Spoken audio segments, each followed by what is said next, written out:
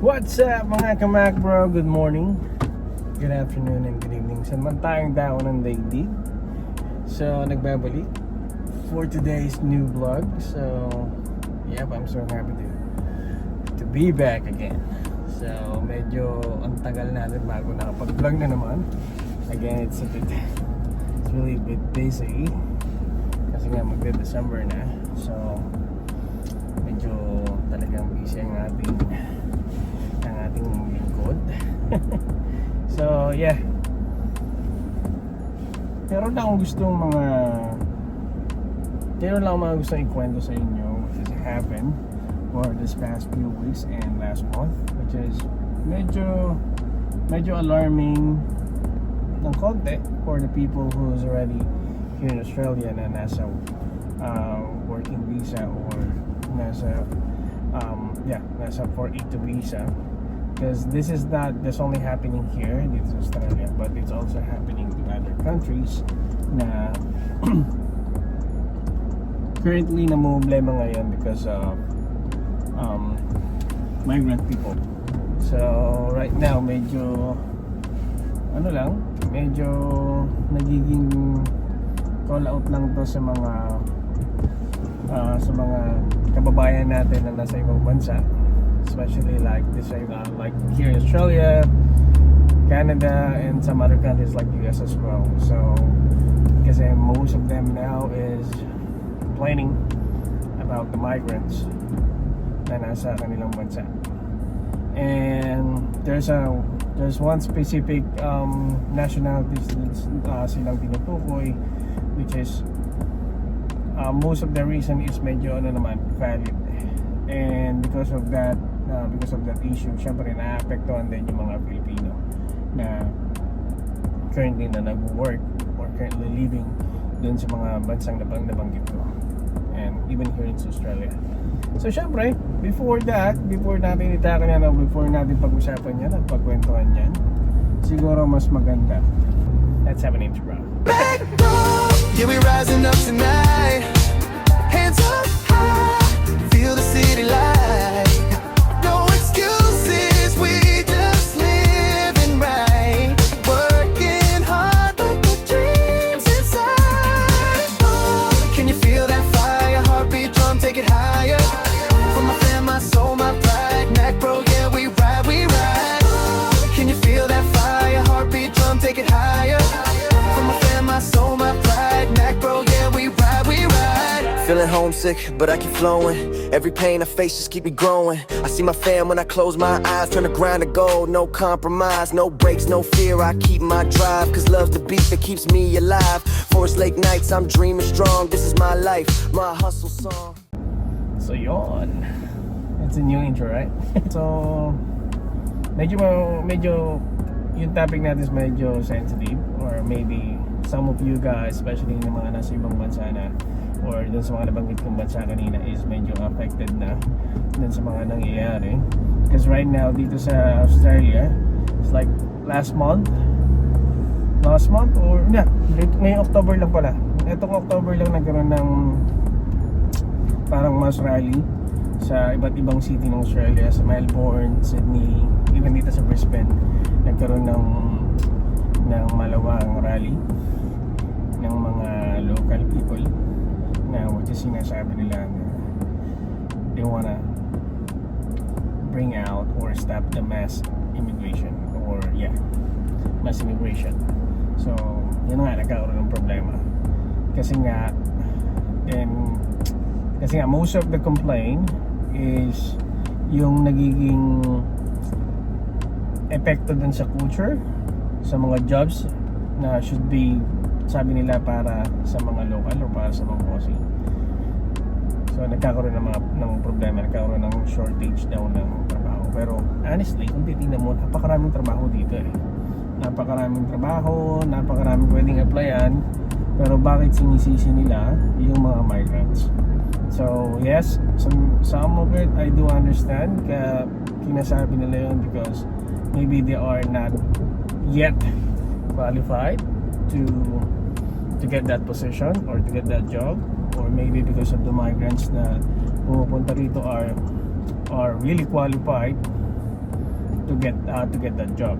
So yun nagiging problema. Then second is yung pagkakaroon din ng shortage pagdating sa bahay. So honestly, kahit ako, kasi tumitingin ako just checking and searching for possible na pwede kong upahan once na makuha ko yung family ko by next year. So nakikita ko talaga medyo ang hirap na basta kumuha ng bahay or umupa ng bahay, kasi kung maghanap ka ng agent para kumuha or para tulungan ka makahanap ng pwede mong upahan, you will gonna receive a message or response from them that they're gonna put you on the list. It means mahaba yung pila para dun sa isang bahay na tinitingnan mo. So it means talagang marami nagsisik kung saan sila makakaupo ng bahay, makakapag-rent, makakapag-lease ng bahay. So ngayon talaga, honestly, ramdam naman na lahat ng tao dito sa Australia na talagang malaki yung discrepancy or yung supply pagdating sa bahay. Mataas yung demand, but napakababa ng supply since marami ng tao na kailangan makahanap ng bahay. Then syempre sinisisi nila because of the migrants. They are telling na sobrang dami daw ng kinuwang student ng immigration, ng government, that's why nauubusan ng bahay because of the migrants, ganito ganyan, which is, come on, hindi naman yun yung talagang problema Hindi lang naman dahil sa migrants It's because of the people, it's because of the allocation, or maybe because of kulang yung construction worker to build a house, to build a building. So anong sense nung pagkuha nyo or pagsabi nyo na walang bahay pero you don't have people to work on that? Walang construction worker. Kaya nga kumukuha ang immigration, kumukuha ang government ng mga high-skilled worker from other countries, especially the Philippines, India, and some other country, because some of the people ng Australia is not really enough para, alam mo yun,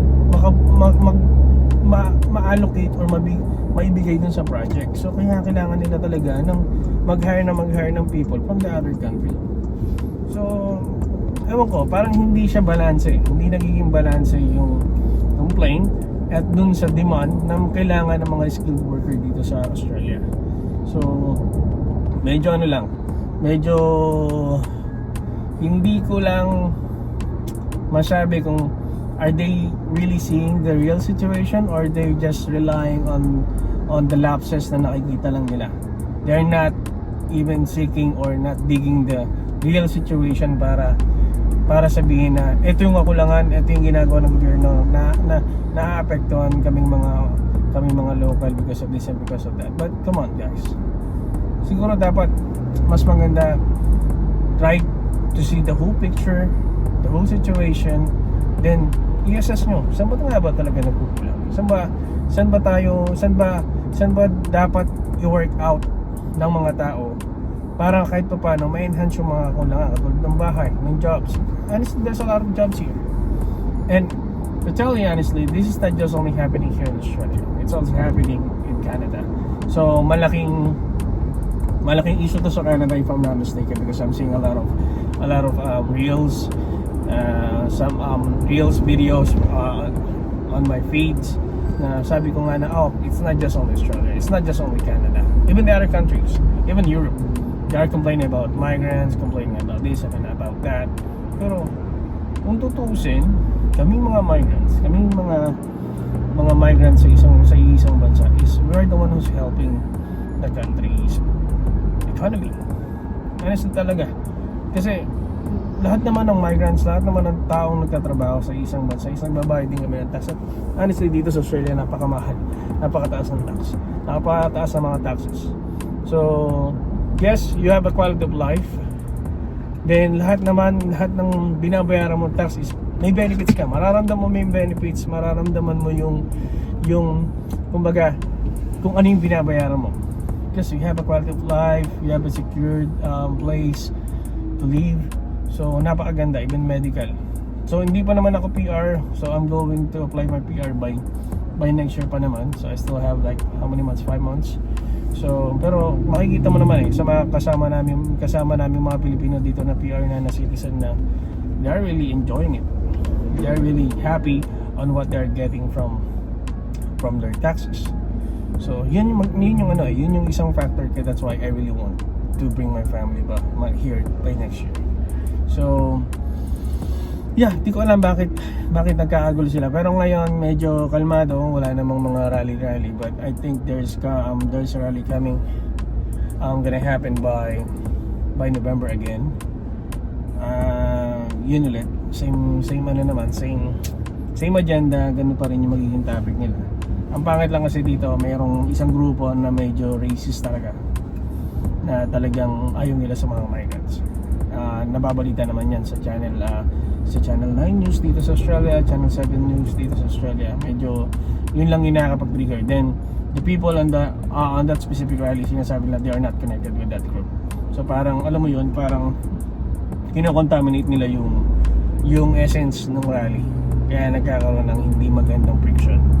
So yun yung nagiging problema ngayon. So that's why this is connected with my another topic sa mga kababayan natin, sa mga kamembro natin na nag-apply going here to Australia. So hopefully hindi magkaroon ng mga delay ang pagpa-process ng inyong mga visa, especially for the people who's going to work here, na makakuha ng SID 482. So hopefully hindi siya magkaroon ng delay or magkaroon ng hold dun sa mga visa natin. Then sa mga student, I'm not pretty sure, but I'm seeing a lot of news when it comes sa mga student visa. Medyo talaga nagtataas na siya. Tumataas yung expenses ng student visa ngayon dito sa Australia. But still, if you have a dream at gusto mong mapaganda yung future mo, whatever it takes, do it. Okay? Siyempre, advice ko lang, even na alam natin mahirap, lagi niyo ang pagkatiwala sa Diyos yung mga ginagawa niyo. So yun lang naman yung gusto kong ikwento. Kaya medyo unease lang ako dun sa mga nakikita kong balita, napapanood kong balita. I know, please obey all traffic regulations. I'm obeying. So please obey traffic speed. So ganito yung sasakyan. Ito yung maganda sa Toyota. She will gonna warn you kung you are overspeeding. So yun lang naman. Then by the way, nakita ko yung post ng PFG. So they are looking for a welder. Medyo matagal na yung post nila, but I think still open pa rin naman to. Ito, tingnan nyo lang. So yung mga welder dyan sa Pilipinas, mga kamapro nating welder dyan, so pwede nyo nang applyan yan. Nandyan naman yung email address na nasa baba. If I'm not mistaken, sa Mambel dyan. So i-send nyo lang yung mga CV nyo if you are qualified. So ang requirements na naman dyan, you have a 5 years experience. Siyempre verifiable yan, dapat verifiable, and continuous yung inyong experience. I-try nyo magpasa agad kay PFG, not more than 42 years old. Siyempre may passport at merong driver's license. So yan lang naman. Then kumpletuhin nyo lang yung mga COE nyo, yung mga certification nyo, training. Then hindi na, malay nyo baka makasama kayo sa mga shortlisting nila, ma-interview kayo, and hopefully in God's grace makapunta kayo ng Australia. So sa BFG, again, this is the number 1 agency na pwede kong i-suggest sa inyo. They are legit, they're not scam.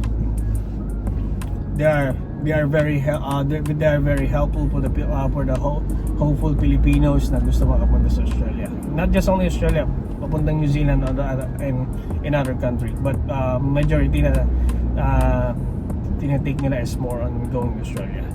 So yun lang naman mga magro. Anyway, you're gonna see my new cup. Bulakenyo, proud Bulakenyo to. Okay, proud Bulakenyo. So meron tayong, actually last time nagpagawa ko ng isang cup ko nakalagay is Macbro nandito. So ayan, powered by Macbro yan. So dito kasi parang gusto ko lang kasi mahilig naman ako sa cup, nagpagawa ko ng personalized. So proud Bulakenyo to. So yeah, so guys, if ever man may makita kayong mga news, huwag sana kayo maapektuhan. Always think and plan everything. Okay, gawin nyo, planuhin yung mga bagay-bagay, planuhin yung mga step na dapat yung gawin. Then syempre, always pray.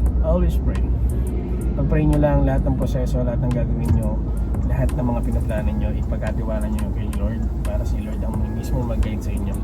So yun lang naman mga Mac Bro, that's just only a short vlog.